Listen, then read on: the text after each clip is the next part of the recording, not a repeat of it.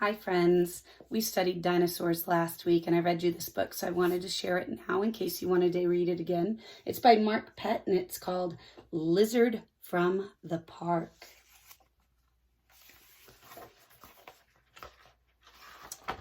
Like most days, Leonard walked home by himself. On this particular spring afternoon, he took a shortcut through the park.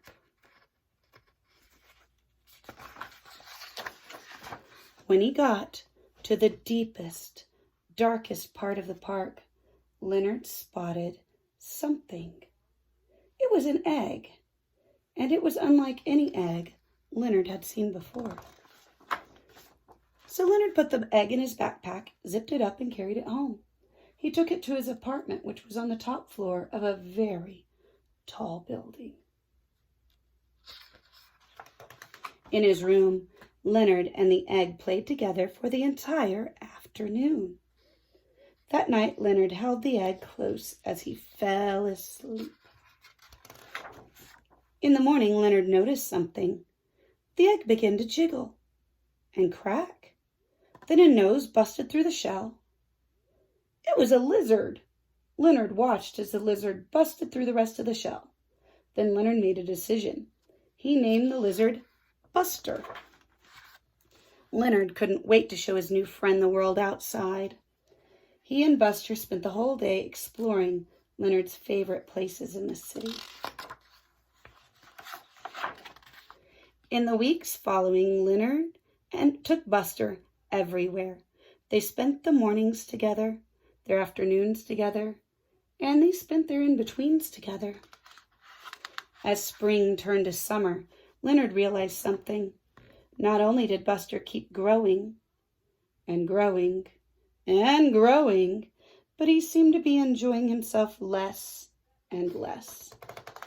Meanwhile, the bigger Buster got, the more Leonard had to disguise him so he would fit in among the city crowds. It soon became impossible. So Leonard decided to keep Buster in his room. Buster didn't seem to like that either. After a while, Buster grew too big even for Leonard's room. Leonard moved him to the roof, though he knew it was only a matter of time before Buster would outgrow that, too. Leonard found himself in a very difficult situation. Finally, he had an idea. He gathered every balloon he could find in the city. Red ones, shiny ones, balloons shaped like animals. He filled his entire room.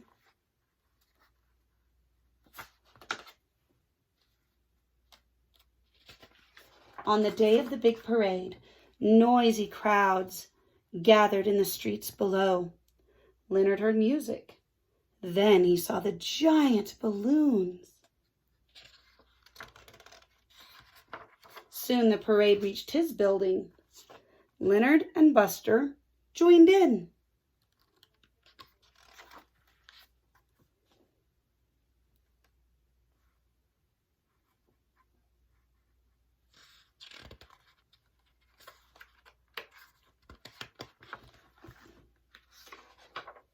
When they reached the park, Leonard and Buster floated away from the parade and sat down gently near the deepest, darkest part of the park, where Buster joined his family.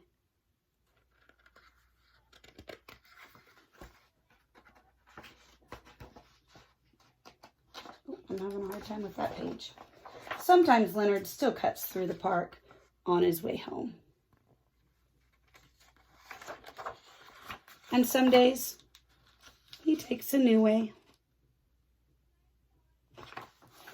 Thanks for joining me for Lizard from the Park.